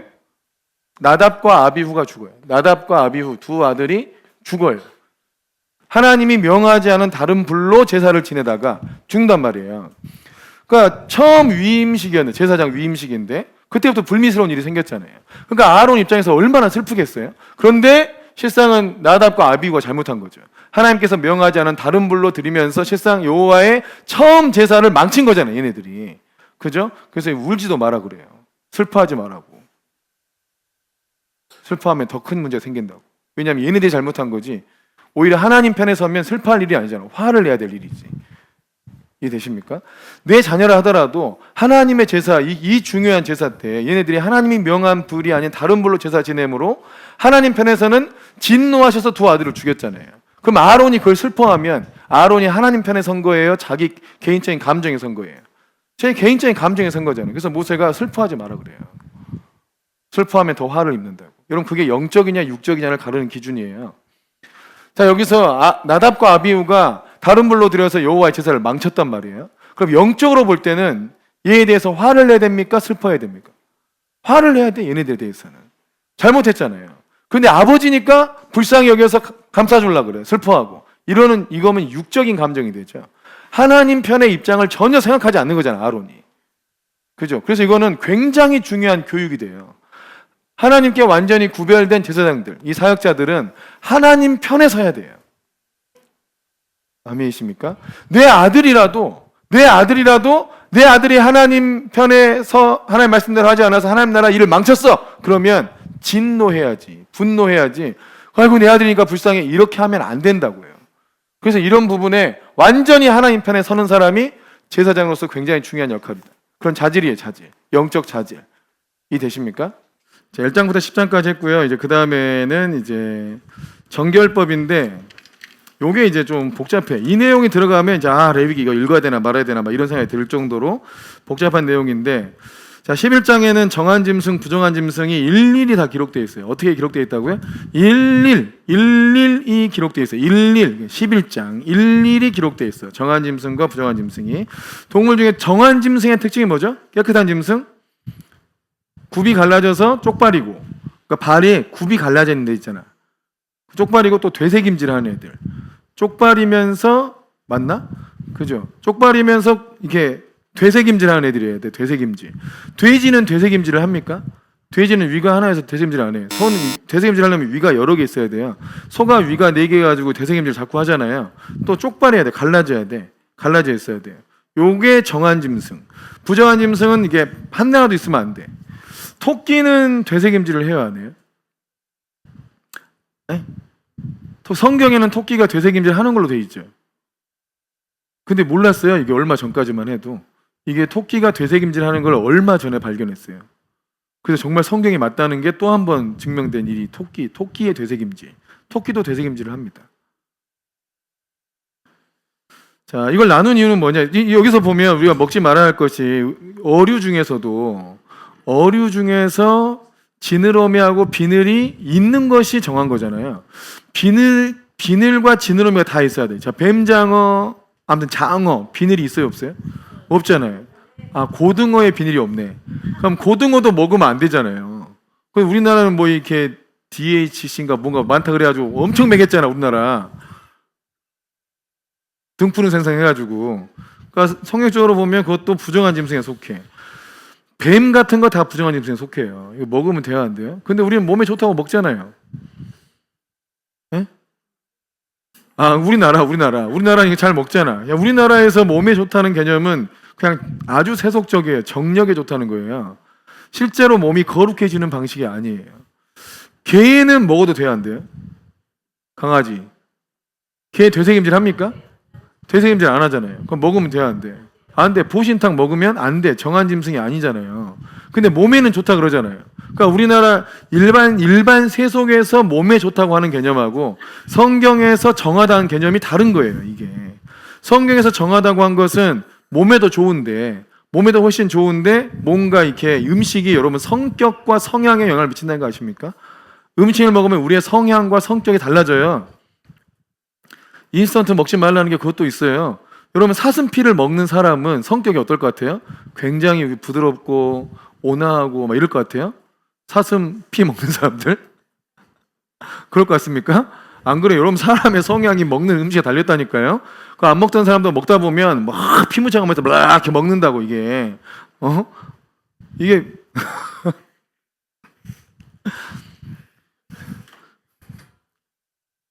정한 음식 먹읍시다. 정한 음식 먹으려면 우리가 잘 먹는 것 중에 먹지 말아야 할 거. 낙지마당 낙지는 먹으면 안 돼. 낙지도 먹으면 안 돼. 또 생각해 보세요. 돼지고기도 안 돼. 예. 되새김질 안 하잖아요. 또 장어도 안 돼. 또 그럼 먹어야 될 게 소, 염소, 양, 닭 좋아요. 근데 정한짐승 정리해 보니까 진짜 몸에 좋은 것들이죠. 그게 진짜 좋잖아요, 여러분. 흑염소. 우리나라 별로 없는 것 같아요. 자, 12장에 가면 이제 출산 여인, 이게 여인들이 이제 하혈을 하는 경우, 피가 나오는 경우, 이게 다 부정하다고 돼 있거든요. 근데 부정하다고 하는 의미는 뭐냐면 성전에 들어올 수 없다는 의미예요. 자, 개념을 잘 생각해야 돼요. 그래서 이게 정하다는 정결법이 복과 연결되어 있다고요. 우리 하나님을 예배하는 자들이 복돼요. 하나님을 의지하고 하나님께 예배할 수 있고 하나님의 임재를 경험할 수 있는 사람들이 참 복되다고요. 아멘이십니까? 아멘이십니까? 여러분 지금 우리가 복되다는 걸 잘 인지를 못할 수 있어요. 돈이 부족해야 우리나라가 아무래도 세상 나라니까 돈이 좀 부족하면 내가 복된 삶을 살고 있나 이런 걸 좀 이렇게 인지를 못할 수 있더라고. 근데 여러분 이게 지금 현재 우리가 여러분이 예수님 믿고 하나님 말씀 배우고 예배드리는 삶을 살잖아요. 여러분 이게 굉장히 복된 상태라는 걸 아세요? 아세요? 아멘이시죠? 돈이 약간 부족한 뿐이야. 돈이 약간 부족할 뿐이지 굉장히 복된 상태예요. 심각하게 질병에 문제가 있는 사람 있어요? 없잖아요. 죽음도 다 떠나고 질병도 이겼잖아요. 또 여러분 관계에 굉장히 문제가 있는 사람 있어요? 누가 여러분 죽이려고 하는 사람 있어요? 없잖아요. 또 일단 가정이 많이 회복되잖아요. 이 상태가 굉장히 복된 상태예요. 만약에 여러분 교회 오기 전의 상태를 생각해 보세요. 돈만 부족한 게 아니야.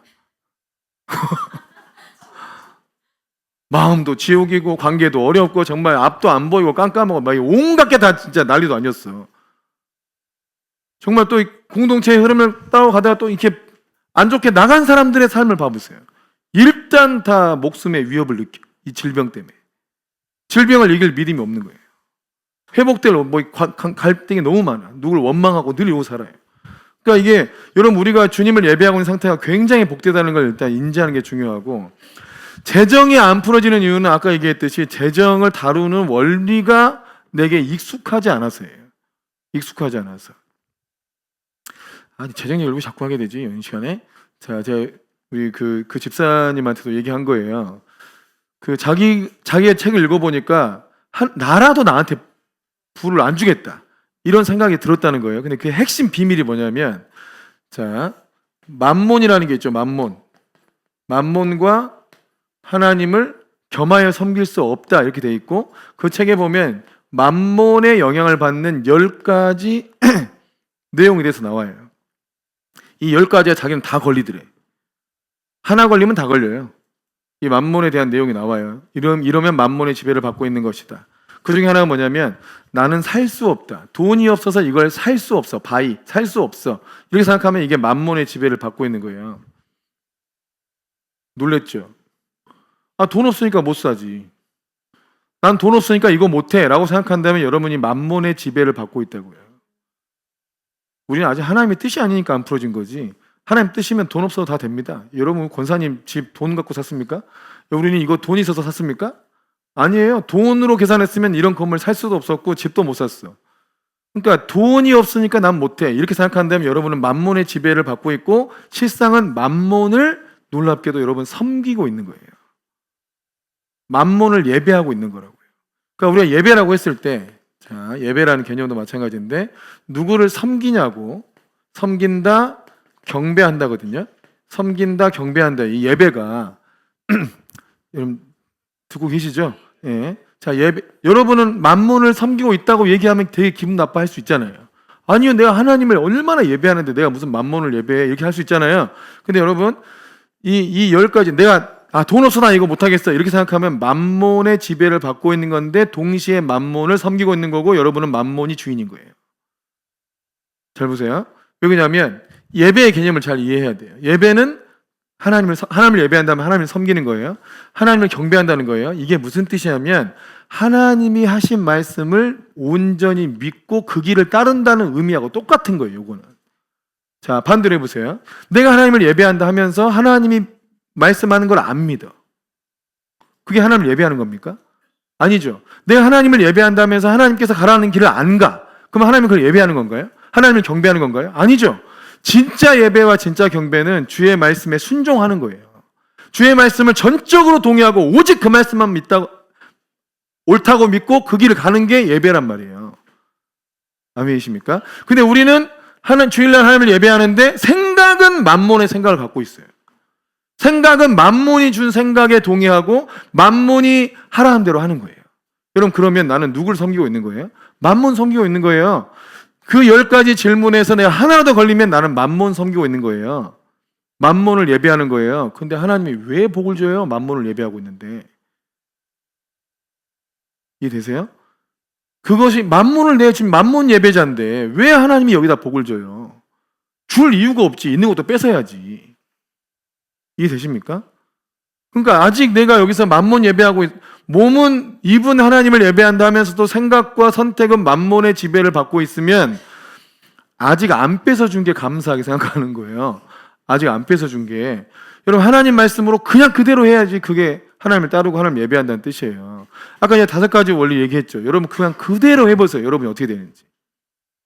5가지 항아리대로 여러분 그대로 10년만 해봐요. 하는 거 어렵지도 않아. 그냥 생각 없이 살면 돼. 그거 해놓고. 그냥 20%딱 떼놓고 생각 없이 살면 돼요. 그리고 10년만 딱 지나봐요. 매일 그렇게 한다 생각하고. 여러분이 어떻게 되어 있는지. 여러분이 돈 때문에 걱정하겠어요. 그렇게 안 돼요. 그러니까 하나님은 우리에게 방법을 다 알려주는데 우리는 하나님 방법을 안 쓰고 만몬의 방법을 쓴다고요. 그러니까 주께서 자꾸 여기 있는 걸 빼가는 거야. 주께서 빼가는 게 아니라 자기가 이 만몬이 그걸 터는 거지 자꾸. 이해되십니까? 그러니까 여기에 우리는 근데 이걸 몰라. 내가 만몬을 섬기고 있다는 사실도 잘 몰라. 그러니까 하나님은 너는 지금 만몬을 섬기고 있다.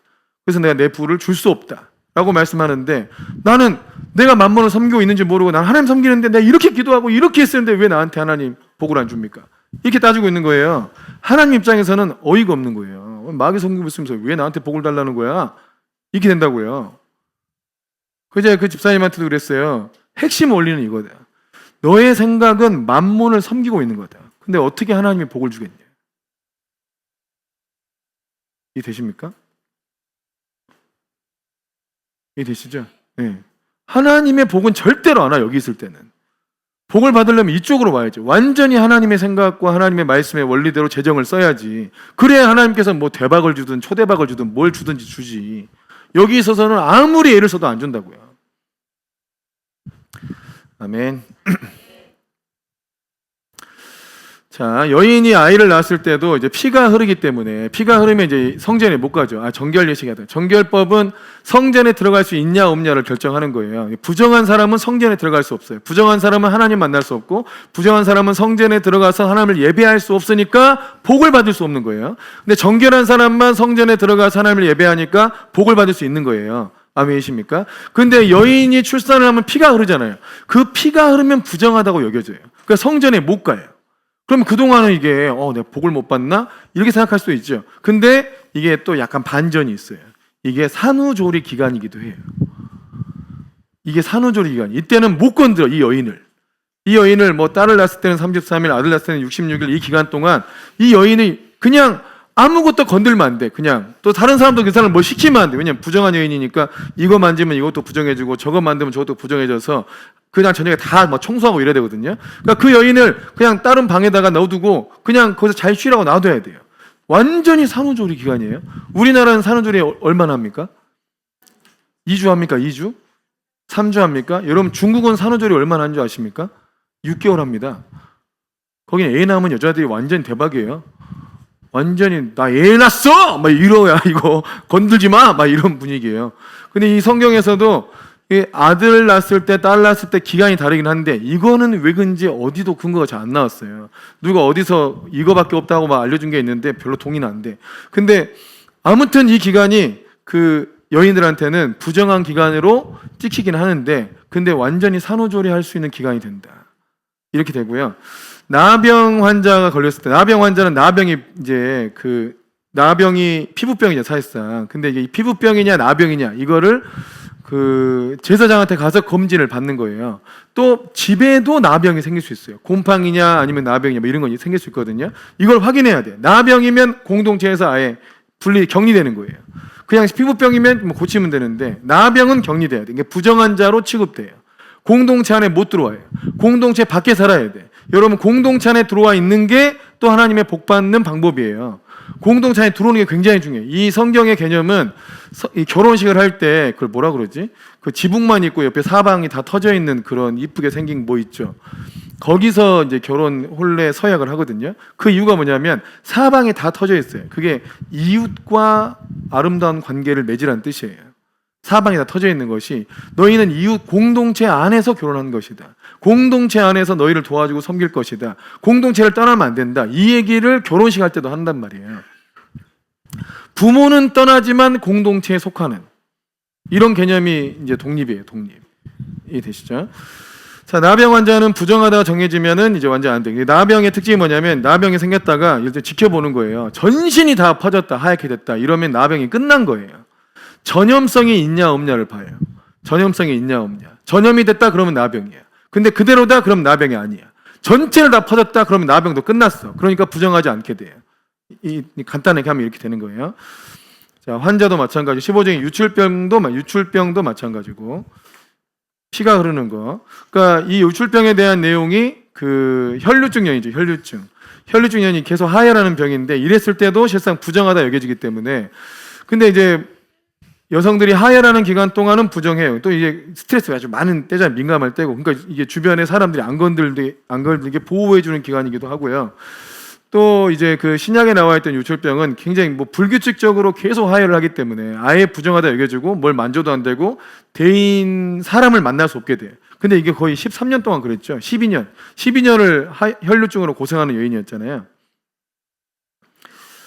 근데 그것도 이제 실상 거의 부정하다 여겨진다. 그러니까 성전에도 못 들어가고 복도 못 받는 개념으로 이해가 된다. 그래서 그 혈류증 여인이 예수님의 옷자락을 잡았다는 것 자체가 굉장히 무례한 행동이에요. 예수님마저 부정하게 만드는 거예요. 예수님마저. 근데 주님이 거기다 대놓고 누가 내 몸에 손 댔냐고 찾았죠. 그러니까 그 여인이 내 몸에 손 댔지만 그 여인이 내 몸에 손 댔다. 근데 반대로 역사해버린 거예요.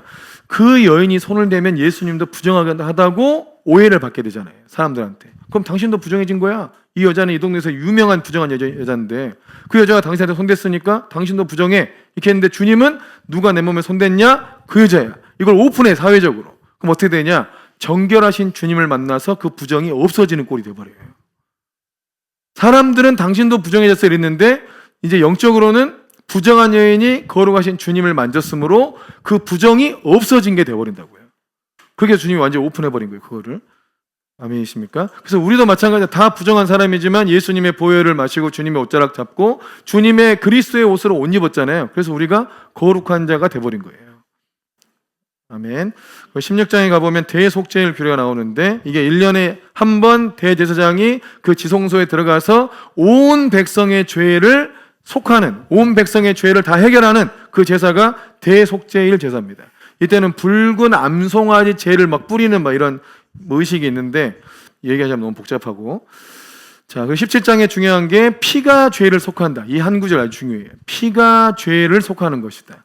죄 사함은 어떻게 받아요? 피 흘림이 없은즉 죄 사함이 없다. 자, 따라해 보세요. 피 흘림이 없은즉 죄 사함이 없다. 우리가 아무리 착한 일 많이 하고 아무리 고생을 많이 하고 아무리 대단한 수행을 한다 하더라도 죄를 속하는 게 아니고 반드시 죽음으로만 죄가 속해져요. 피 흘림은 죽음을 의미하는 거예요. 그 죄에 대해서 죽어야만 죄가 속해져요. 그래서 죄의 삭은 뭐다? 사망이다. 죄의 삭은 사망이다. 그러니까 누군가는 죄에 대하여 죽어야 한다. 그래서 예수님께서 우리를 대신하여 죽기 위해서 사람 몸을 입고 오셨다. 그래서 제사하는 방법도 나 대신 재물이 죽는 거잖아요. 동물이 죽는 거잖아요. 죄를 속하기 위해서는 나 대신 누군가가 죽어야 한다는 거예요. 근데 사람의 죄를 속하기 위해서 동물 하나가 죽는다고 실제 죄가 해결되지 않아요. 이것도 예표적으로 이런 방식으로 너희 죄가 해결된다는 걸 알려주신 거고, 실제로는 하나님이 자신이 직접 사람 몸을 입고 오셔서 자기 피를 흘려서 우리 죄를 속하기로 결정해놓고 제사제도로 알려준 거예요. 예표로. 학습용이에요. 학습용. 이런 방식으로 너희 죄가 해결된다. 근데 그 어린 양이 누구냐? 바로 예수님이다. 예수님이 나를 대신하여 죽으심으로 내 죄가 속해진 것이다. 구약에는 그런 짐승의 피만으로도 죄가 없는 걸로 인정해 줬는데, 이제는 하나님의 아들이신 예수님이 직접 십자가에 죽고 흘린 자기 피로 우리 죄를 속했으니 우리 죄가 얼마나 깨끗하게 속함 받았겠느냐, 얼마나 완전하겠느냐, 이걸 믿으라는 거예요. 아멘. 자, 18장에 보면 아주 가증한 죄에 대해서, 반드시 죽이라는 이 가증한 죄에 대해서, 이 18, 18한 죄에 대해서 써놓은 겁니다. 이게 정결법이에요. 이 부분이 정결법. 그 19장에 가면 이제 거룩법, 구별법으로 들어가는데, 19장부터 한 이유는 19장에 나와요. 너희는 거룩하라. 이는 나 여호와 너희 하나님이 거룩하니라. 이 거룩하다는 개념을 도덕적으로 깨끗하다 이렇게 이해하지 말고 어떻게 하라고요? 따로 구별하라고. 세상과 따로 구별된, 하나님의 나라를 위해서 따로 구별된 족속이다 이거죠. 아멘이시죠? 그러니까 이스라엘 백성은 하나님 나라를 위해서 따로 구별된 민족이고, 또 이스라엘 나라는 세상 나라와 좀 달라요. 아멘이십니까? 자, 19장에 거룩하라. 나 여호와 너희 하나님이 거룩하니까 너희도 거룩해라 하는 말씀이 나옵니다. 그러니까 우리가 하나님이 세속적인 분이 아니잖아요. 그죠? 여러분, 한국 교회가 많이 병든 것은 제일 심각한 게 세속화예요. 세속화. 이 세속화가 제일 문제예요. 가톨릭은 이미 세속화됐고, 교회가 세속화됐단 말이 뭐냐면 세상이랑 다를 바가 없다는 거예요. 교회가 추구하는 거나 세상 기업이 추구하는 게 똑같다.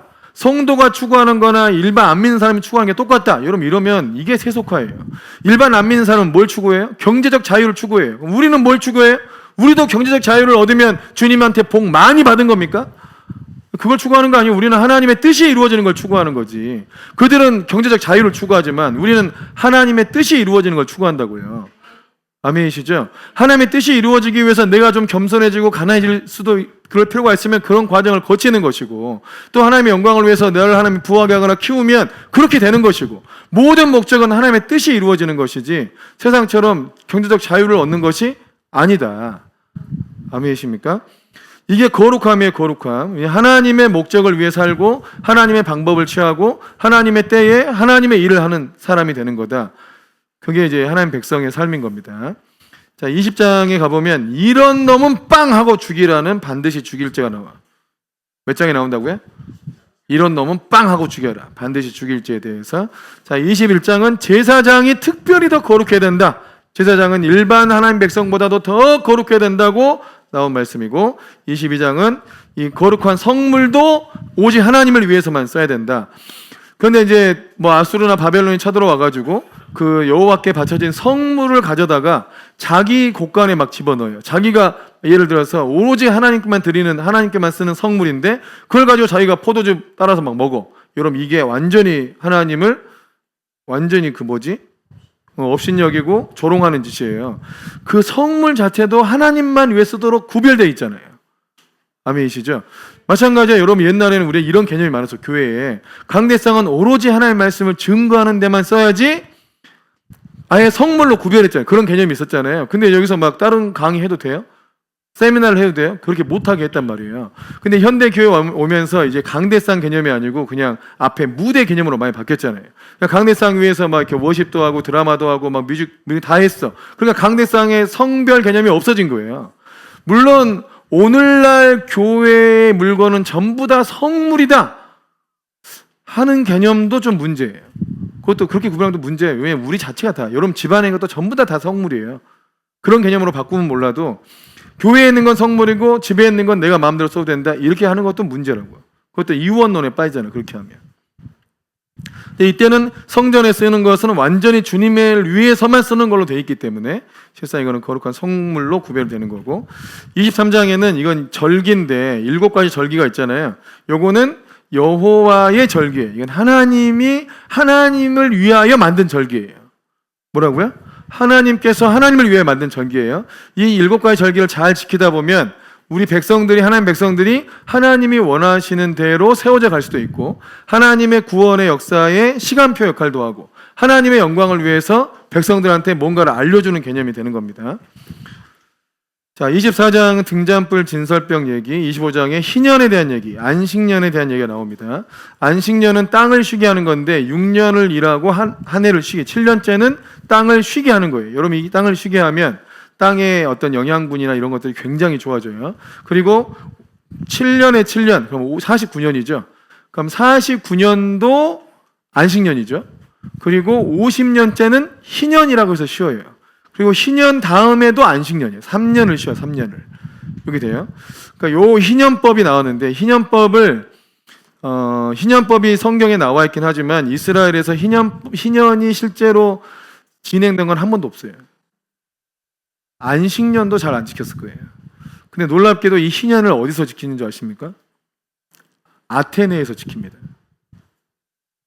그 사람이 히브리 노예를 잡게 돼요. 히브리 노예를 잡게 되면서 그 사람한테 이 율법을 배운 것 같아요. 그래가지고 그 시대에 거기서 희년법을 써가지고 땅을 쉬게 하는 법, 요걸 도입한 거예요. 그럼 이러면 땅도 굉장히 좋아지지만 땅이 쉬니까 모두가 다 쉬어요. 굉장히 여유롭고 행복한 시대가 돼요. 여러분에게 만약에 6년간 일하고 1년은 무조건 쉬어라. 좋아요, 안 좋아요? 좋아요, 안 좋아요? 그리고 그 쉼에 대해서 주님이 보장해 주는 거예요. 완전 좋아. 그러니까 쉴 수 있도록 그 마지막 그 6년째 해에는 수확이 3배나 되게 해줘. 그래가지고 그 다음에 막 쉴 수 있도록 해주는 거예요. 얼마나 좋아요. 또 희년 때가 되면 3년을 쉬잖아요. 3년을. 그래서 50년째가 되면, 그 우리가 막 20대부터 일했다. 그럼 70세가 되면 3년을 아무 일도 하지 않고 딱 쉴 수 있게 해주는 거예요. 그것도 거기에 대한 필요한 걸 다 공급해. 이게 하나님 법이에요. 얼마나 좋아. 그죠? 직장도 진짜 기업들도 딱 6년이라고 1년 딱 쉬게 해줘야 돼. 그러면 이들이 얼마나 창의력이 좋아지겠어요. 하나님도 안 믿고 사람도 안 믿으니까 너희는 다른 쳇바퀴에서 계속 일해야 된다. 이렇게 찍어 누르니 생산성이 나오겠어요. 진짜. 아무튼 일주일에 하루 안식일 잘 쉬시고, 또 기왕이면 여러분도 안식년을 준비하세요. 자영업을 하시는 분들이라면 6년 동안을 좀 잘 준비했다가 안식년을 나 보내야겠다, 가족들하고. 이런 걸 좀 기획해 보세요. 실제로 우리나라는 휴가 보낼 때 뭐 10일, 많아야 15일 이렇게 보내잖아요. 외국인들은 3달, 반년 이렇게 보내요. 그걸 다 준비해가지고 얘네들 정신이 없는 것 같아요, 어떻게 보면. 그럼 집안이 한번 휘청되지 않을까? 근데 이들은 직장 그만두고, 온 집안 식구들이 직장 다 그만두고 그냥 6개월 동안 여행 가버려요. 멍청한 집 같죠? 엄청난 창조력이 생깁니다, 그 안에서. 또 가족들이 어마어마한 시너지와 이 연합과 이런 게 막 생겨요. 서로를 뜨겁게 사랑하게 되고, 그런 여유를 갖고 살아. 또 그 안에서 많은 또 이렇게 막 차관이 이 아이들이 생겨가지고 또 다른, 끝나고 나면 또 다른 사업을 하고. 할 수만 있다면 얼마나 좋을까. 그래도 해보세요, 여러분. 나는 안식년을 보내야겠다. 준비하세요. 26장은 이 상과 벌의 이유. 다 이건 이제 율법을 잘 지켰을 때, 하나님 말씀에 순종했을 때 상, 그렇지 않았을 때 벌을 내린다는 거. 자, 27장에 서원 예물의 값이 있는데, 내가 하나님 앞에 서원을 했잖아요. 근데 못 지켰어. 그랬을 때는 재물의 값으로 치르는 거예요.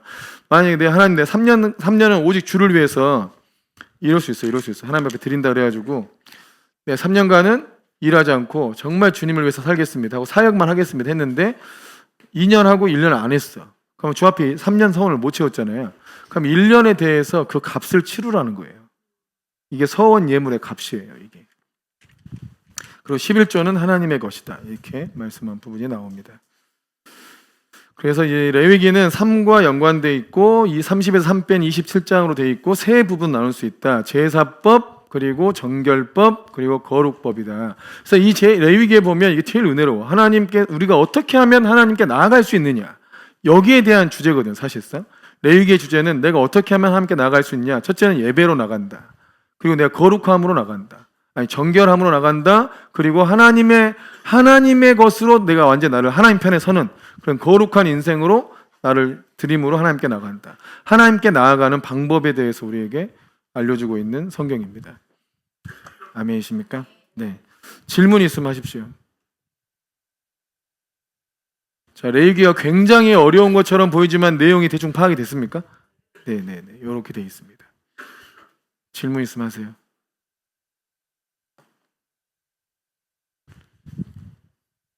자, 여러분은 주님의 것으로 구별된 분입니까? 구별됐나요? 우리 예수님 믿는 순간 우리는 구별됐어요. 예수님을 믿었다고 하는 것은 하나님의 백성이 됐다는 거고 세상과 구별된 존재가 됐다는 거예요. 근데 우리가 이거를 정확한 개념을 모를 수 있기 때문에 예수님을 믿어도 그런 구별된 삶을 살지 않고 그냥 세상과 다름없이 살 수 있거든요. 여러분, 그거는 믿은 게 아니에요. 일단 하나님 백성이 된 게 아니라고요. 아시겠죠? 세례요한이 유대인들한테 선포한 거예요. 회개하라고. 너희가 하나님 말씀대로 살지 않고 있는데 생각만, 네가 혈통만 아브라함 자손이라고 네가 아브라함 자손이냐? 아니다 라고 얘기한 거예요. 그러니까 예수님을 믿었다는 것은 하나님 백성이 됐다는 거고 내 인생은 이제 나를 위한 것도 아니고 나라를 위한 것도 아니고 오직 하나님을 위한 인생으로 완전히 구별됐다는 것을 인정해야 돼요. 그리고 하나님의 사람이 되려고 해야 돼. 하나님의 사람이지만 또 하나님의 사람으로서의 자기 사명을 다 감당하려고 늘 자신을 준비시키는 거예요. 아멘이십니까? 여러분, 이 박호종이 아니라 누구지 그 성악가 찬양 박종호 아세요? 그 뚱뚱했던 성악가 완전 은혜로운 박종호 들어보셨어요? 진짜 은혜로워요. 박종호, 최덕신, 조수미 세 명이 다 같이 동기라 그러잖아요. 박종호를 우리나라에 정말 파바로티라 그랬어요. 한국의 파바로티라고. 누가 들어도 완전 세계적인 소리야. 너무 깨끗하고 아름다운 소리 나요. 타고났어요. 누구한테 배운 게 아니에요. 그냥 테이프 듣고 한 거예요. 근데 이분이 너무 탁월하니까 자기도 세계에 나가서 세계적인 테너가 되고 싶었을 거 아니에요. 근데 하나님께 자기를 선교사로 불렀단 말이에요. 그래서 선교를 했어. 그러다가 자기가 너무 탁월하니까 그쪽으로 가고 싶었을 거 아니에요. 자기 영광과 명예를 위해서. 또 그게 합리화시키지. 이게 주의 영광을 위해서 더 낫지 않겠냐고. 내가 세계적인 테너가 돼가지고 하나님의 영광을 위해 살겠다 했을 수 있잖아요. 그렇게 했다가 이제 암에 걸려요. 그것도 후두암에. 그래서 살이 쪽 빠집니다. 암 걸려가지고. 그 회개를 충분히 했어요. 장로님 되셔가지고 회개를 많이 하시고 그 회개하시고 한 얘기예요. 그러고 나서 근데 놀랍게도 하나님이 은혜를 주셔서 이 후두암이었는데 암이 치유되고요. 목소리도 돌아왔어요.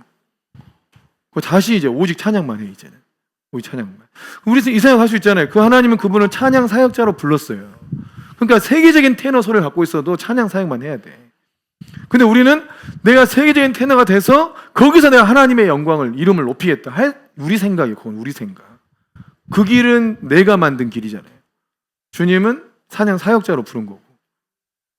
그죠? 요게 달라요. 요게.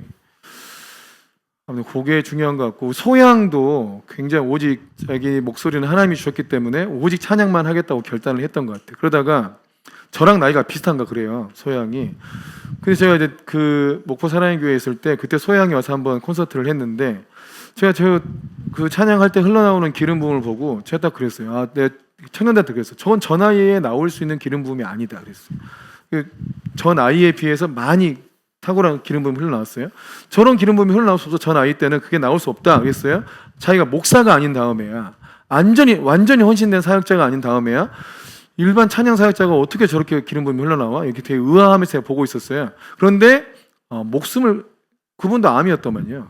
암이었다가 이걸 극복해가는 과정에서 완전히 인생을 주 앞에 드리는 결단이 있었어요.